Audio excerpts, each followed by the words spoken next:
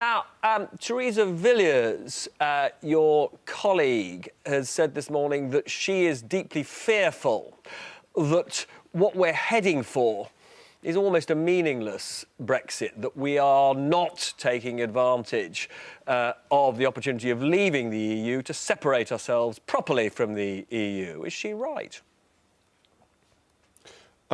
She's certainly right to be concerned. That seems to be where the discussion is internally at the moment, that the talk on remaining in a customs union sets off alarm bells, and changing from an implementation to a transition period where we remain a vassal state of the European Union is also very concerning. And as your opinion poll showed, people don't want that.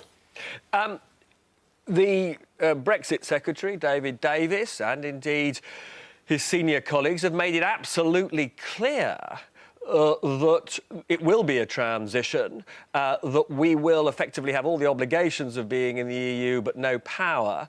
Is there anything, do you think, that you and your colleagues can do to prevent that? Well, I think this is troubling on a number of counts. First of all, the Prime Minister said implementation, which meant we would have left and would then be implementing the consequences of leaving. But currently, there's no clear destination, either in the government's mind or indeed agreed with the European Union, and there's no set time limit. One friend of mine said that it looked more like a plank than a bridge. But if you look at the make-up of the parliamentary party, would you reckon that most Tory MPs agree with you on this issue? I think there is huge support for what the Prime Minister said in Lancaster House in the Tory party manifesto and marginally qualified by Florence. I think that commands support across the House from most people who voted leave and quite a lot of people who voted remain. As long as the Prime Minister and the government is consistent with its own stated policy, I don't think there are any difficulties. Changing it is hard. One of the things that I was slightly surprised that you said is that, as I understand it, you said you actually thought it would be better to extend the Article 50 process and, in fact, remain a member of the EU than to have this transition. Is that your position? Well, no, I was posing that as a question rather than saying that was my view. Right. My view is that we've got to leave on the 29th of March 2019, and I think there would be a huge political storm if the government tried to extend Article 50. Right. But if the government is saying we're de facto in the European Union, I wondered whether it might like to argue that we should be de jure in the European Union as well. But just to be clear, you know, you are really urging Theresa May to get back to implementation and away from a situation where, you know, the European Court of Justice will still have jurisdiction over us, there'll be no controls over freedom of movement, in fact, we'll still be paying money in, of course. All of that you feel is just, as a matter of principle, wrong for the transition period. Well, we're still in the European Union in those circumstances, and therefore the promise to the British electorate that we would leave on the 29th of March, the legislation that we would leave on the 29th of March, would become ineffective.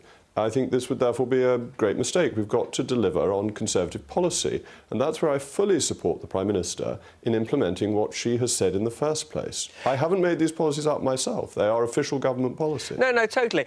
But just to be clear, if she insists on pressing ahead with this vision of transition that is right now official cabinet policy, can she survive as leader and Prime Minister? Well, I'm fully supporting the Prime Minister. I think the Tory party... Why are you fully supporting the Prime Minister? I don't really understand, given that for you this is probably the most important issue on the table. Because we need to have stability during the negotiations, because, as I was saying, in the Tory party's long and distinguished history, we have often got obsessed by internal machinations and who should lead us, and cause damage both to the party and to the country. I think it makes more sense to back the leader who has set out a clear position on Brexit and who is a lady of considerable principle and toughness, resoluteness. And I would be very surprised if, in the end, the Prime Minister didn't back her own policy. So just to be clear, you would expect her to tear up the speech that David Davis gave on Friday? Well, we haven't agreed the transition yet. And I don't think that transition makes any sense at all without complete clarity on the end point and the time limitation. Just saying in a waffly way this will be time limited is deeply unsatisfactory. Now, if we get back to Theresa Villiers again, and she wrote in the Sunday Telegraph. Now, Sunday Telegraph is reporting that many of you think that the Prime Minister has been captured by her senior Whitehall officials, Jeremy Hayward and Ollie Robbins, who who it's thought don't really favour the kind of Brexit that you want.